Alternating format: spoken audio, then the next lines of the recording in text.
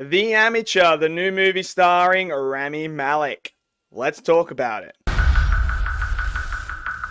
So, The Amateur is the newest revenge spy thriller action packed film that is now out on the big screen for you guys to go and check out. And look, this is a movie, when the trailers dropped, I thought, okay, interesting. You know, a man's wife is killed. He works for the government, for the CIA, and now they're not going to do anything about it. So he's going to go and he's going to get revenge. You know, I'm a sucker for a revenge thriller. I love the Jason Statham versions of it. I love the Rambo thrillers. You know, I love John Wick. So I was like, you know what? This is something that I would be very interested in. Now, with that, there's always the catch of this may suck. This may be one of those films where you're like, oh, they try to do too much to be like John Wick and stuff like that, and it falls flat. Well, I can safely say after watching this film, it's not one of the latter ones. It's one of those ones where you sit back and you're like, I want to watch this again. I need to watch this again. This was really, really freaking good. I had an absolute fantastic time with The Amateur. And look, I'll tell you exactly why I really like this film. This film tackles the revenge plot in a very different way. Now, we've seen people go in and obliterate people. You know, mobs go in there, you know, Taken, you know, John Wick, those type of films where they go in there, all guns blazing, hand-to-hand combat, absolutely just bodying everyone left, right, and center. And they're freaking cool, man. But we get a lot of those. What this one does is it takes a person, a character, who sits behind a desk, who is very, very smart, very intelligent, can break codes, hack things, can maneuver things, can build things, can do all this crazy stuff. He doesn't beat and kill these people with his strength. He uses creative ways with his mind. And that's what I truly liked about this film, was that aspect of it. You know, having something unique where this isn't a person who is a born killer. And it's referenced throughout the film multiple times that he is not a killer. He's not just go in cold blood and kill someone. But the way that he executes them is very intelligent and very smart. And I freaking loved it. The one in the trailer with the pool, oh my word, that scene was, I saw it on IMAX and it was freaking phenomenal, man. The sound, the imagery, the way that scene was executed, the performances, absolutely top notch.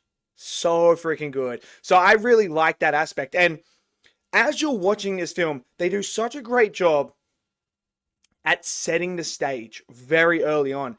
You know, you get introduced to his character, him and his wife. You understand the relationship and that. And what they do is, sometimes they don't do this enough in these revenge thrillers, because what they do is they go for the 90-minute runtime, an hour and 30 minutes, and they power through as quick as they can. They don't really develop it or anything. It's all about the action and everything, and, you know, what we all love. You know, I'm a sucker for those films as well. I love those films. They're fun to put on. But this film takes a good chunk at the start to develop the character itself, to develop our main character, Charlie, and showcase you the grief, the stages that he's going through, and why he all of a sudden decides he's going to do this. And I think that is something that is key in this type of film, to really understand Charlie as a character, to peel back all those layers and how he truly feels on the inside. And when you get to the final act, when the big twist at the end happens, it is so satisfying, because you're like, yes, because you spent all that time with him at the start, you spent that time, you understood him, you understood his wife through him, even though she was dead, you understood the impact she had on him and why he makes certain decisions along the way. I really like that. And when you do that with a character, especially your main character, I'm instantly connected with him. So when he is going on this journey, I'm rooting for this guy 110%. I want him to succeed in his mission. And I really like that. Now, obviously, you're going to have in this movie, when you're dealing with this type of stuff, you know you're going to have that trope of the bad government. You know, there's someone in the CIA in that who are the bad people as well. You know, they're all, you know, it's a trope that you get in these films. So, I mean, it's when it gets revealed, everything like that, you kind of already like you predict that's what's going to happen because what I do like about it though is that trope is fine, but they showcase it very early on in the film, like very early on. You find out straight away. It's not like this big reveal at the end, like, oh my, wait, you're kidding me? Oh, it's not like I never saw that coming. They know that that's what they're going for, so they just drop it early on. They show you. They basically go, look here, right in front of your face. This is what's happening.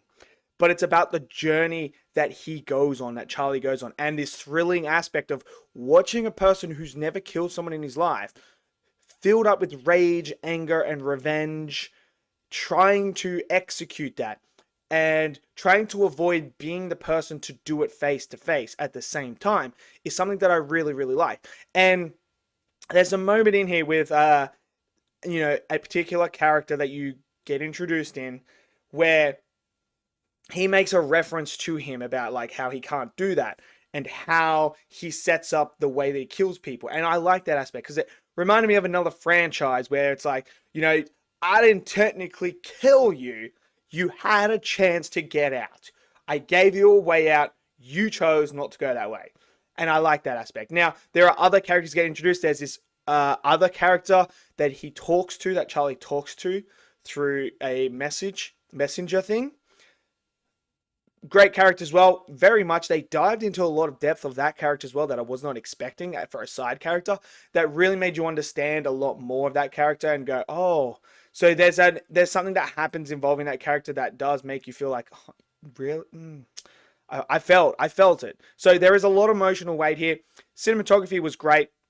Really enjoyed it, but it's that intelligent way of executing this to have a character who is not physically imposing, but mentally is able to get around things and come up with strategies to beat people that are bigger than him. I really like that. I really, truly did. And I enjoyed the journey of how he discovers his way through and navigates it all. I really like that. So to me, and it was quite funny as well. There were some moments where you laugh and stuff like that. I thought his character was quite funny at times as well when it needed to be. It wasn't like this, you know, comedy. It was like that line of like, oh, like, you know, that I got your moment thing sort of things. But overall, The Amateur, I really liked it, man. I thought Rami Malek was great.